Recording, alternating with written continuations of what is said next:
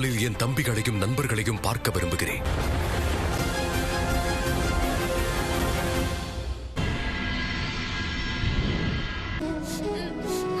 அசுவமேதையாக குதிரை மற்றும் அனுமனை அழைத்துக் கொண்டு நான் அயோத்திக்கு கிளம்பி விடுவேன்.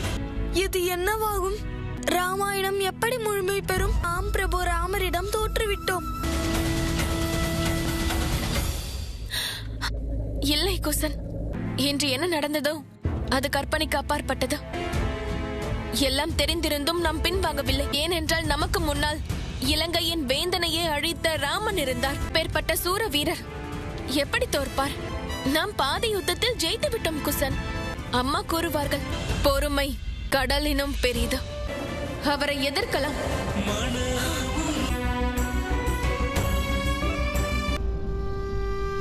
என்னுடைய பேச்சை மதிப்பதற்காக உன் உயிரையே பணயம் வைத்து விட்டாயா லட்சுமணா?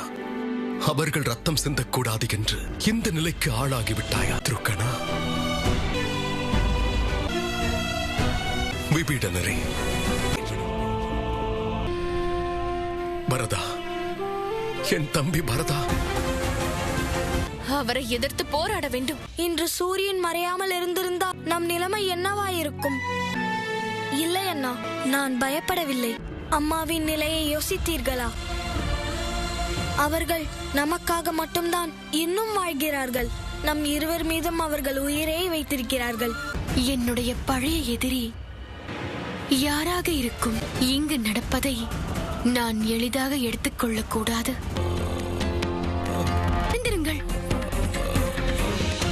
சில அசுரர்கள் எங்கள் குடிலுக்குள் நுழைந்து அங்கு வாழ்ந்து கொண்டிருக்கும் முனிவர்களை எல்லாம் கைது செய்து விட்டார்கள். அந்த வனதேவி வரும் வரையில் அவர்கள் எங்கள் குடிலேயே இருப்பதாக சொன்னார்கள். எங்களுடைய குடிலை காப்பாற்றுங்கள் தாயே. நான் அந்த வனதேவி. உங்கள் குடிலையும் அதில் வசிக்கக்கூடியவர்களையும் நான் காப்பாற்றுகிறேன். உன் அண்ணன் ராமன் வந்திருக்கிறேன். பரதா, எழுந்திரு. நாளையே ஏன் அவமதிக்கிறீர்கள்? இனி நல்லதே நடக்கும். என்னை வேண்டி கேட்டுக்கொள்கிறேன். கண்களை திறங்கள். நீங்கள் எவ்வளவு வலியில் இருக்கிறீர்களோ அதைவிட அதிக வலியை அவர்களுக்கு தருவேன். வைத்தியரே, நாட்களாக வைத்தியம் செய்து கொண்டிருக்கிறீர்கள். இருந்தும் ஏன் இவர்கள் குணமடையவில்லை? இவரை குணப்படுத்தி விடுங்கள் வைத்தியரே. என் தம்பிகள், என் நண்பர்களை குணப்படுத்தி விடுங்கள். அரசே, இவர்களை தாக்கியிருக்கும் அந்த ஆயுதம் சாதாரணமான ஆயுதம் அல்ல. லட்சுமணா,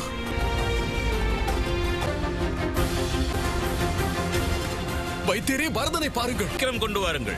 இந்த நொடியே இவர்கள் உயிரை காப்பாற்றியாக வேண்டும்.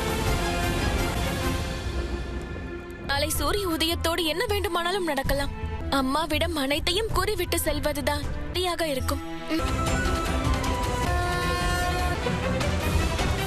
நான் உன்னுடைய பகையை எதிரி.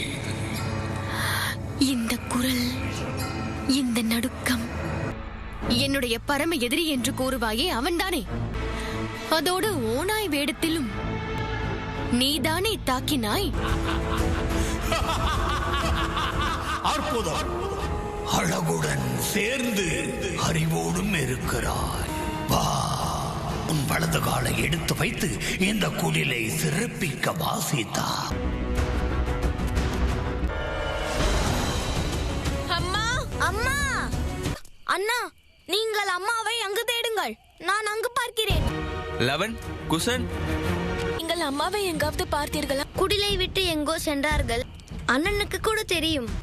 வெளியே சென்றவர்கள் இன்னும் வரவே இல்லையே. என்ன?